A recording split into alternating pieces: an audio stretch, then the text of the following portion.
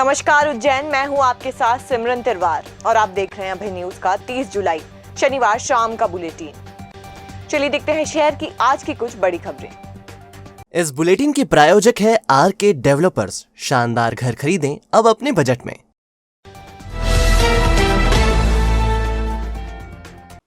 उज्जैन जिले के नागदा की कपड़ा व्यापारी का खारचोद के हिस्ट्री शीटर गुलफाम ने अपने 2 साथियों के साथ अपहरण कर लिया।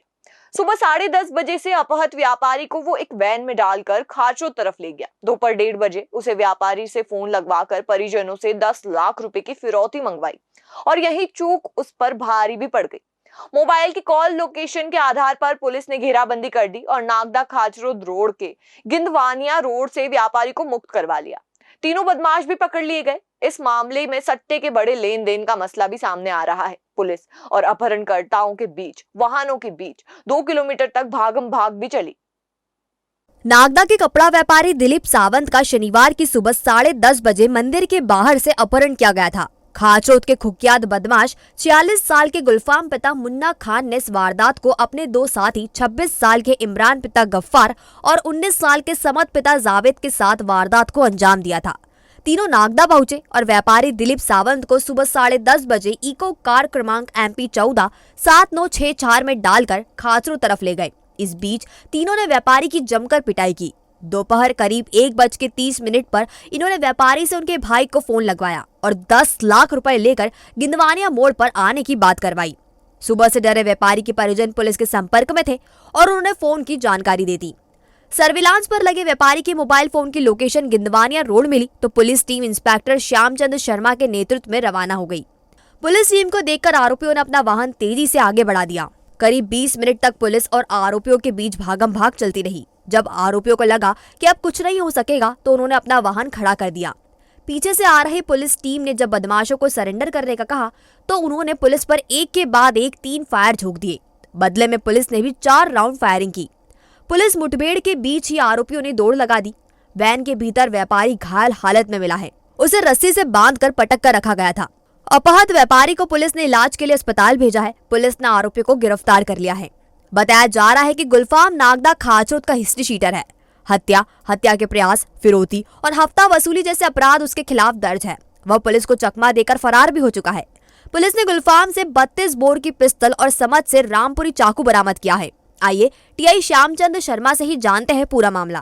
पकड़ने के बाद एक के पास गुलफाम जो यहाँ पे पहले से वांटेड रहा है और उसके पास से 32 बोर का देसी पिस्टल मिली है और जो समद के पास से एक जो खाचरोद का है जावेद लाला का लड़का है उसके पास से चाकू मिला है। एक रामपुरी चाकू टाइप को खतरनाक चाकू है और एक इमरान लड़का जो मुख्य लोगों ने 3 लोग को पकड़ा और जो अपराध वो इको वाहन के अंदर बंधा हुआ पड़ा था उसकी हालत गंभीर थी। तत्काल उसको इलाज के लिए दिनों अस्पताल रवाना किया। वरिष्ठ अधिकारियों को अवगत कराया गया और अब वापसी पे इन लोगों ने जो पुलिस पार्टी पर जानलेवा फायर किया इन तीनों के विरुद्ध 307, 353 वगैरह का अपराध पंजीकृत किया।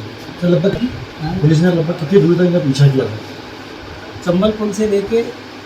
चंबल पुल से आगे जो अपना खाचरोद टर्न है उसे थोड़ा सा आगे से लेके उनका पीछा किया तो वो घुमाते फिराते रहे। भाई उन्होंने गाड़ी पहले जावला तरफ ले गए, फिर गिंदवानिया तरफ मोड़ के कच्चे जो सिंगल रोड है वहाँ तक ले गए उसको। इधर व्यापारी दिलीप सावंत ने बताया, क्या घटनाक्रम हुआ भाई साहब? मेरे को तो कुछ भी मालूम नहीं है। मैं तो बेहोश हो गया था। हाँ। अब बेहोशी के बाद की किसी ने मेरे को नहीं मालूम है। शुरू में मैं मंदिर गया था सुबह। मंदिर से मेरे को 2 लोग थे। व्यापारी के अपहरण की इस कहानी में दूसरा एंगल सट्टा राशि के लेन देन का सामने आ रहा है। बताया जा रहा है कि दिलीप सावंत का कपड़ों के साथ सट्टे का भी बड़ा कारोबार है। उसे नागदा का सट्टा किंग माना जाता है।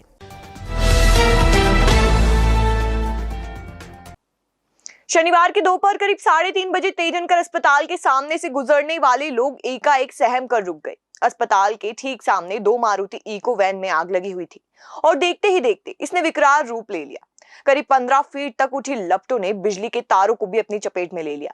इस दौरान वैन से धमाकों की भी आवाज आई। आशंका जताई जा रही है कि वैनों में गैसों की अवैध रीफिलिंग की जा रही थी। दमकल की 2 गाड़ियों ने आग पर काबू पाया।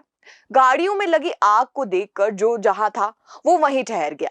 ये वैनें एक ट्रैवल्स कंपनी की थी। इन गाड़ियों में एक का नंबर MP09CW8613 है, जबकि दूसरी का नंबर पता नहीं चला है। यह गाड़ियां लतिका ट्रैवल्स की बताई जाती है और यह ट्रैवल्स के दफ्तर के सामने ही खड़ी रहती है। इनमें आग कैसे लगी इसका पता नहीं चला है, लेकिन जिस तरह से एक वैन में 2 LPG सिलेंडर मिले हैं वह इस बात की ओर इशारा करते हैं कि वैन में रिफिलिंग की जा रही थी। बताया जा रहा है कि एक वैन में एक व्यक्ति भी था जो आग लगने के बाद 3 बत्ती चौराहा की तरफ भाग निकला। उसके पैंट और बाल में आग लगी देखी गई। हालांकि संबंधित व्यक्ति के झुलसने का मामला किसी भी अस्पताल में रिपोर्ट नहीं किया। वैनों में आग कैसे लगी, फिलहाल यह सस्पेंस बना हुआ है। शहर के अति व्यस्त मार्ग पर आग बुझाने के लिए दमकलें भी करीब आधा घंटा की देरी से पहुंची। आग की लपटें 12 से 15 फीट तक ऊपर उठी और इन्होंने बिजली के तारों को अपनी चपेट में ले लिया। हालांकि कोई हताहत नहीं हुआ।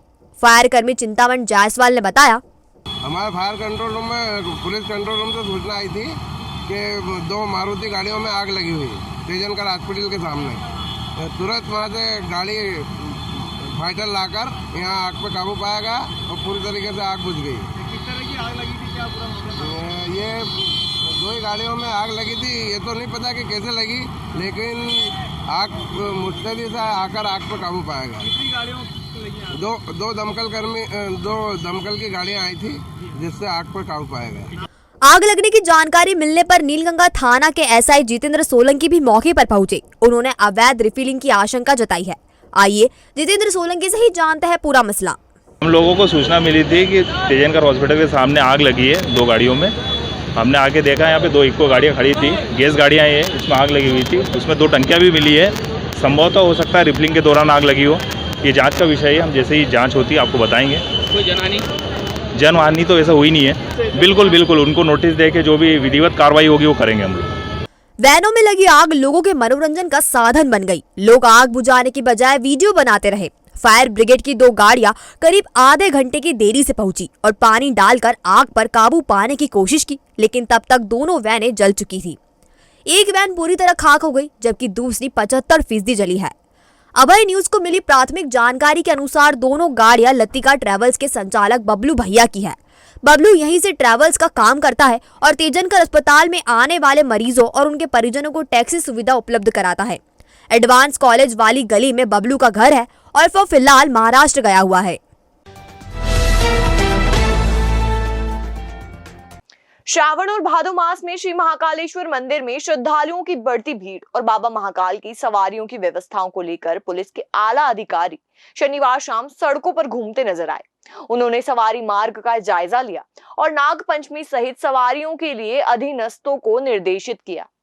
दरअसल उज्जैन रेंज के IG Santosh Singh, DIG Anil Singh Kushwaha, SP Satyendra Kumar Shukla ने अपने कनिष्ठ अधिकारियों के साथ श्री महाकालेश्वर मंदिर के आसपास का निरीक्षण किया। उन्होंने नाग पंचमी और सवारी के दौरान ट्रैफिक को कंट्रोल करने के लिए यातायात विभाग को निर्देशित किया। इसके अलावा मंदिर के आसपास होटल्स के रजिस्टर चेक किए और व्यापारियों से भी चर्चा की। इस दौरान पुलिस ने सवारी मार्ग पर फ्लैग मार्च भी निकाला।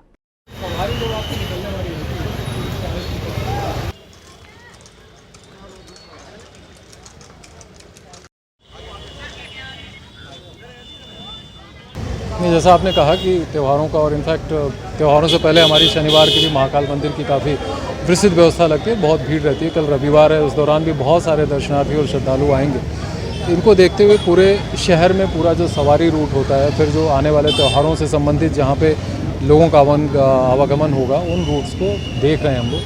आज स्पेसिफिकली हमारे पुलिस महानिदेशक महोदय के भी निर्देश थे कि सभी अधिकारी हैं, चाहे वो किसी भी रैंक के हों, IG हों, DIG हों, उनसे कनिष्ठ अधिकारीगण हों, ये सभी जाएं और पैदल घूमते हुए न केवल उन क्षेत्रों को देखें, बल्कि हम अपने अधिकारियों से, जैसा आपने देखा होगा, हम लोग चर्चा कर रहे हैं कि क्या इश्यूज आते हैं, कैसे हम और जो हमारी व्यवस्था है उसको कैसे और बेहतर कर सकते हैं। नहीं, इसी विषय में चर्चा हुई है और इनफैक्ट उसके लिए ये प्रयास किया जा रहा है कि जो मेन सवारी रूट्स है उससे कनेक्टिंग जो गलियाँ वगैरह हैं उसको गाड़ियाँ लगा के लोग चौक ना कर दें, ताकि जो श्रद्धालु दर्शन करना चाहते हैं और फिर उसके बाद वो वापस भी जाना चाहते हैं तो कम से कम वो दर्शन सुविधापूर्वक कर सकें और वापस जा सकें। नहीं, अगर ऐसी कोई बात संज्ञान में आती है तो डेफिनेटली मैं अधिकारियों को बोलूँगा कि इसमें देखें किसी प्रकार की कोई, जिसको कहते हैं ना, किसी को प्रताड़ित नहीं करना चाहिए, किसी को वो नहीं करना चाहिए। अब ये एक व्यावसायिक वो है कि उसमें वो कितना रेट निर्धारित करते हैं, इस चीज़ को कोई गाइड करके उसको वो नहीं लगा सकते, बट डेफिनेटली अगर कहीं से ऐसी शिकायत आई है तो उसको देखा जाएगा। कालिदास के अकादमी के पंडित सूर्य नारायण व्यास संकुल में शुक्रवार की शाम मशहूर गायक मोहम्मद रफी के तराने गूंजे। रफी नाइट का आनंद लेने के लिए सैकड़ों श्रोता एकत्रित थे। प्रसिद्ध गायक महेश मोयल और गायिका कुंवारी कादम्बरी कल्याणी ने सुरीली आवाज में एक से बढ़कर एक गीत पेश किए। रात के हमसफर थककर घर को चले, झूमती आ रही है सुबह प्यार की जैसे गीतों को दोबारा फरमाइश पर गाया गया।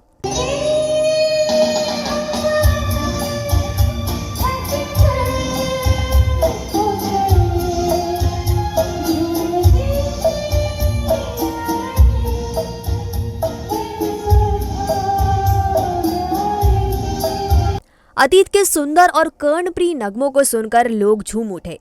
मोयल और कल्याणी की आवाज के साथ सदी रिदम ने माहौल को बेहद खुशनुमा कर दिया। कार्यक्रम में होटल इंपीरियल के संचालक आबिद अली मीर और शकीब भाई कुरैशी ने मोहम्मद रफी साहब सम्मान कलाकारों को प्रदान किया। भविष्य की चिंता छोड़ो, पंडित गोविंद गुरु से नाता जोड़ो। ना कोई पैसा ना कोई फीस, बस लीजिए गुरु जी का आशीष। आज ही जाने अपनी हर समस्या का समाधान। संपर्क करें 9827030415 या 9302230415। हमारा पता 8 अलगदाम कॉलोनी, सावे रोड, उज्जैन। और अब खबरें दे दनादन।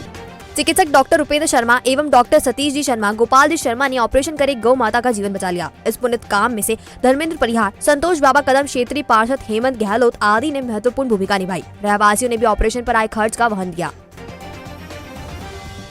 श्री महाकालेश्वर मंदिर के आसपास की खाद्य दुकानों पर विभागीय अधिकारियों ने सामग्रियों की गुणवत्ता परखी। चारधाम मंदिर, हरसिद्धि मंदिर के आसपास की दुकानों पर चलित लैब के माध्यम से जांच की गई। सावरिया चाट चौपाटी से लाल चटनी, आलू मसाला, हरी चटनी, आलू टिकिया, दही, सदगुरु कृपा रेस्टोरेंट से पोहा, कचौरी, समोसा, जलेबी, सत्यनारायण पांडे एवर फ्रेश से पैकेज्ड ड्रिंकिंग वाटर, मामा कोल्ड ड्रिंक और शिवनारायण रेस्टोरेंट से लाल मिर्च पाउडर, हल्दी पाउडर, लाल चटनी के नमूने लिए गए। खजूरिया रहवारी में प्राकृतिक खेती का प्रशिक्षण आयोजित किया। इसमें अफसरों ने जीवामृत, घन जीवामृत, कृषि ब्रहास एवं निमास्त्र की जानकारी दी। अफसरों ने किसानों से कहा कि वह कम से कम 1 बीघा में प्राकृतिक खेती को बढ़ावा जरूर देवे। रिजर्वेशन काउंटर को दलालों से मुक्त करने की मांग को लेकर इंदिरा नगर युवा विकास समिति वार्ड 5 ने अध्यक्ष मंगेश श्रीवास्तव के नेतृत्व में स्टेशन मास्टर मुकेश जैन को ज्ञापन सौंपा। इस मौके पर सुरेश खत्री, प्रियांश श्रीवास्तव, त्रिलोक निगम, विवेक उदगीर, राकेश श्रीवास्तव, आदित्य जोशी आदि मौजूद थे। विशेष न्यायाधीश ने 10,000 रुपए की रिश्वत लेने वाले महिदपुर तहसील के भीमा खेड़ा ग्राम पंचायत के सचिव राजेंद्र जोशी को 4 साल की सजा सुनाई है। उसने प्रधानमंत्री आवास योजना की राशि जारी करने के मिश्री लाल माली से रिश्वत मांगी थी। लोकायुक्त टीम ने उसे 10 मार्च 2017 को सरपंच के निजी कार्यालय में रिश्वत के 5,000 रुपए लेते हुए गिरफ्तार किया था।